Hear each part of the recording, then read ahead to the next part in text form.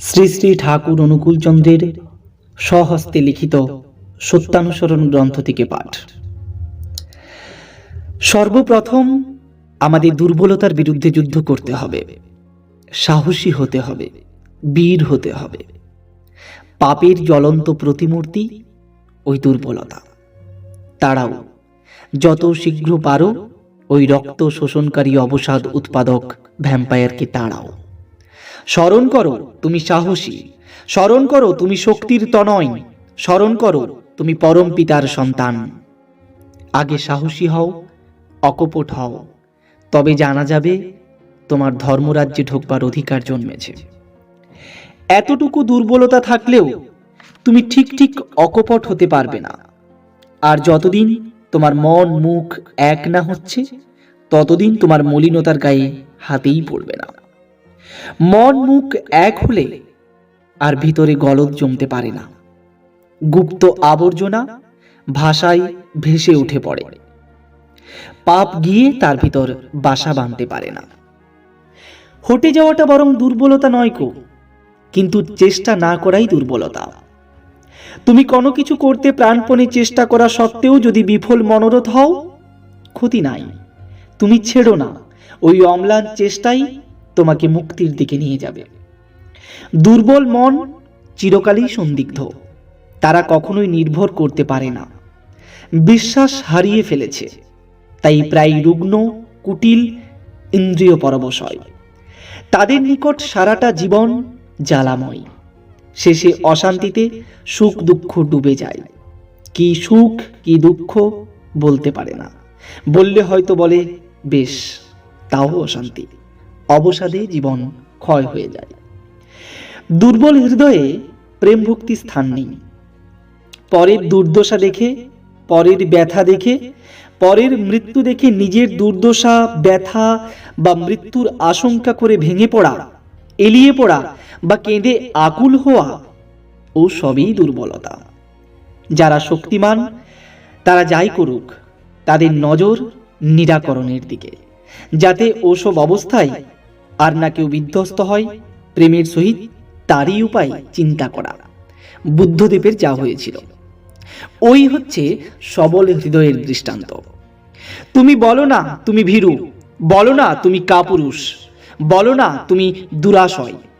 পিতার দিকে নজর করো, আবেগ ভরে বলো, ওগো আমি তোমার সন্তান, আমার আর জড়তা নেই, আর দুর্বলতা নেই, আমি আর কাপুরুষ নই, আমি আর তোমাকে ভুলে নরকের দিকে ছুটে যাব না, আর তোমার জ্যোতির দিকে পিছন ফিরে অন্ধকার অন্ধকার বলে চিৎকার করব না। অনুতাপ করো, কিন্তু স্মরণ রেখো যেন পুনরায় অনুতপ্ত হতে না হয়। যখনই তোমার কুকর্মের জন্য তুমি অনুতপ্ত হবে, তখনই পরমপিতা তোমাকে ক্ষমা করবেন। আর ক্ষমা হলেই বুঝতে পারবে তোমার হৃদয়ে পবিত্র সান্ত্বনা আসছে, আর তাহলেই তুমি বিনীত, শান্ত ও আনন্দিত হবে। যে অনুতপ্ত হয়েও পুনরায় সেই প্রকার দুষ্কর্মে রত হয়, বুঝতে হবে সে সত্তরেই অত্যন্ত দুর্গতিতে পতিত হবে। শুধু মুখে মুখে অনুতাপ অনুতাপই নয়, ও আরও অন্তরে অনুতাপ আসার অন্তরায়। প্রকৃত অনুতাপ এলে তার সমস্ত লক্ষণেই অল্প বিস্তর প্রকাশ পায়। জগতে মানুষ যত কিছু দুঃখ পায়, তার অধিকাংশই কামিনী কাঞ্চনী আসক্তি থেকে আসে। ও দুটো থেকে যত দূরে সরে থাকা যায়, ততই মঙ্গল। ভগবান শ্রী শ্রী রামকৃষ্ণদেব সবাইকে বিশেষ করে বলেছেন, কামিনী কাঞ্চন থেকে তফাৎ, তফাৎ, খুব তফাৎ থাকো। কামিনী থেকে কাম বাদ দিলেই ইনি মা হয়ে পড়েন, বিষ অমৃত হয়ে গেল। আর মা মাই, কামিনী নয় গো। মার শেষে ঘি দিয়ে ভাবলেই সর্বনাশ, সাবধান, মাকে মাগি ভেবে মরো না। প্রত্যেকের মাই জগৎ জননী, প্রত্যেক মেয়ে নিজের মায়ের বিভিন্ন রূপ, এমনতর ভাবতে হয়।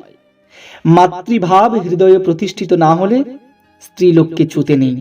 যত দূরে থাকা যায় ততই ভালো, এমনকি মুখদর্শন না করা আরও ভালো। আমার কাম ক্রোধাদি গেল না গেল না বলে চিৎকার পাড়লে কখনোই তারা যায় না। এমন কর্ম, এমন চিন্তা অভ্যাস করে নিতে হয় যাতে কাম ক্রোধাদির গন্ধও নেই। মন যাতে ওসব ভুলে যায়। মনে কাম ক্রোধাদির ভাব না এলে কি করে তারা প্রকাশ পাবে? উপায় উচ্চতর উদার ভাবে নিমজ্জিত থাকা। সৃষ্টিতত্ত্ব, গণিতবিদ্যা, রসায়নশাস্ত্র ইত্যাদির আলোচনায় কামরিপুর দমন হয়। কামিনী কাঞ্চন সম্বন্ধীয় যে কোনো রকম আলোচনাই ওতে আসক্তি এনে দিতে পারে। ওসব আলোচনা থেকে যত দূরে থাকা যায় ততই ভালো। সংকোচেই দুঃখ আর প্রসারণেই সুখ। যাতে হৃদয়ে দুর্বলতা আসে, ভয় আসে, তাতেই আনন্দের খাকতি, আর তাই দুঃখ। চাওয়াটা না পাওয়াই দুঃখ। কিছু চেয়েও না, সব অবস্থায় রাজি থাকো, দুঃখ তোমার কি করবে? দুঃখ কারো প্রকৃতিগত নয় কো, তাকে ইচ্ছে করলেই তাড়িয়ে দেওয়া যেতে পারে। পরম পিতার কাছে প্রার্থনা করো, তোমার ইচ্ছাই মঙ্গল। আমি জানি না কিসে আমার মঙ্গল হবে, আমার ভিতরে তোমার ইচ্ছাই পূর্ণ হোক, আর তার জন্য তুমি রাজি থাকো। আনন্দে থাকবে, দুঃখ তোমাকে স্পর্শ করবে না। কারো দুঃখের কারণ হইও না, কেহ তোমার দুঃখের কারণ হবে না। দুঃখ একরকম ভাব, সুখও একরকম ভাব। অভাবের বা চাওয়ার ভাবটাই দুঃখ। তুমি জগতের হাজার করেও দুঃখ নষ্ট করতে পারবে না, যতক্ষণ তুমি হৃদয় থেকে ওই অভাবের ভাবটা কেড়ে না নিচ্ছ। আর ধর্মই তা করতে পারে। যদি সাধনায় উন্নতি লাভ করতে চাও, তবে কপটতা ত্যাগ করো। কপট ব্যক্তি অন্যের নিকট সুখ্যাতির আশায় নিজেকে নিজেই প্রবঞ্চনা করে। অল্প বিশ্বাসের দরুন অন্যের প্রকৃত দান হতেও প্রবঞ্চিত হয়। তুমি লাখো গল্প করো, কিন্তু প্রকৃত উন্নতি না হলে তুমি প্রকৃত আনন্দ কখনোই লাভ করতে পারবে না। কপটাশয়ের মুখের কথার সঙ্গে অন্তরের ভাব বিকশিত হয় না। তাই আনন্দের কথাতেও মুখে নিরসতার চিহ্ন দৃষ্ট হয়। কারণ মুখ খুললে কি হয়? হৃদয়ে ভাবে স্ফূর্তি হয় না। অমৃতময় বাড়ি কপটের নিকট তৃক্ত লবণময়। তীরে যাইয়াও তার তৃষ্ণা নিবারিত হয় না। সরল ব্যক্তি ঊর্ধ্ব দৃষ্টি সম্পন্ন চাতকের মতো, কপটি নিম্ন দৃষ্টি সম্পন্ন শকুনের মতো। ছোট হও, কিন্তু লক্ষ্য উচ্চ হোক। বড় এবং উচ্চ হয়ে নিম্ন দৃষ্টি সম্পন্ন শকুনের মতো হওয়ায় লাভ কি? কপট হয়েও না, নিজে ঠকো না, অপরকে ঠকিও না।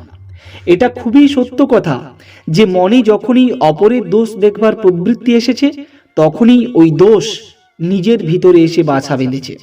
তখনই কাল বিলম্ব না করে ওই পাপ প্রবৃত্তি ভেঙে চুরে ঝেঁটিয়ে সাফ করে দিলে তবে নিস্তার, নইলে সব নষ্ট হয়ে যাবে। তোমার নজর যদি অন্যের কেবল কুই দেখে, তবে তুমি কখনোই কাউকে ভালোবাসতে পারবে না। আর যে সৎ দেখতে পারে না, সে কখনোই সৎ হয় না। তোমার মন যত নির্মল হবে, তোমার চক্ষু তত নির্মল হবে, আর জগৎটা তোমার নিকট নির্মল হয়ে ভেসে উঠবে। তুমি যাই দেখো না কেন, অন্তরের সহিত সর্বাগ্রে তার ভালোটুকুই দেখতে চেষ্টা করো, আর এই অভ্যাস তুমি মজ্জাগত করে ফেলো। তোমার ভাষা যদি কুৎসা কলঙ্ক জড়িতই হয়ে থাকে, অপরের সুখ্যাতি করতে না পারে, তবে যেন কারো প্রতি কোনো মতামত প্রকাশ না করে। আর মনে মনে তুমি নিজ স্বভাবকে ঘৃণা করতে চেষ্টা করো এবং ভবিষ্যতে কুৎসা নরক ত্যাগ করতে দৃঢ় প্রতিজ্ঞ হও। পরনিন্দা করাই পরের দোষ কুড়িয়ে নিয়ে নিজে কলঙ্কিত হওয়া, আর পরের সুখ্যাতি করা অভ্যাসে নিজের স্বভাব অজ্ঞাতসারে ভালো হয়ে পড়ে। তাই বলে কোনো স্বার্থবুদ্ধি নিয়ে অন্যের সুখ্যাতি করতে নেই, সে তো খোসামত। সেক্ষেত্রে মন মুখ প্রায় এক থাকে না, সেটা কিন্তু বড়ই খারাপ, আর তাতে নিজের স্বাধীন মত প্রকাশের শক্তি হারিয়ে যায়। যার উপর যা কিছু সব দাঁড়িয়ে আছে তাই ধর্ম, আর তিনি পরম পুরুষ। ধর্ম কখনো বহু হয় না, ধর্ম একই, আর তার কোনো প্রকার নেই। মত বহু হতে পারে, এমনকি যত মানুষ তত মত হতে পারে, কিন্তু তাই বলে ধর্ম বহু হতে পারে না। হিন্দু ধর্ম, মুসলমান ধর্ম, খ্রিস্টান ধর্ম, বৌদ্ধ ধর্ম ইত্যাদি কথা আমার মতে ভুল, বরং ও সবগুলি মত। কোনো মতের সঙ্গে কোনো মতের প্রকৃতপক্ষে কোনো বিরোধ নেই। ভাবের বিভিন্নতা রকম ফের, একটাকেই নানা প্রকারে একরকম অনুভব। সব মতেই সাধনা বিস্তারের জন্য। তবে তা নানা প্রকারে হতে পারে। আর যতটুকু বিস্তারে যা হয় তাই অনুভূতি, জ্ঞান। তাই ধর্ম অনুভূতির উপর। যদি ভালো চাও তো জ্ঞানাভিমান ছাড়ো, সব্বারই কথা শোনো, আর যা তোমার হৃদয়ের বিস্তারে সাহায্য করে তাই করো। জ্ঞানাভিমান জ্ঞানের যত অন্তরায়, আর কোনো রিপু তত নয়। যদি শিক্ষা দিতে চাও তবে কখনোই শিক্ষক হতে চেও না। আমি শিক্ষক, এই অহংকারই কাউকে শিখতে দেয় না। অহংকে যত দূরে রাখবে তোমার জ্ঞানের বা দর্শনের পাল্লা তত বিস্তার হবে। অহংটা যখনই মিলিয়ে যায় জীবন তখনই সর্বগুণ সম্পন্ন নির্গুণ হয়।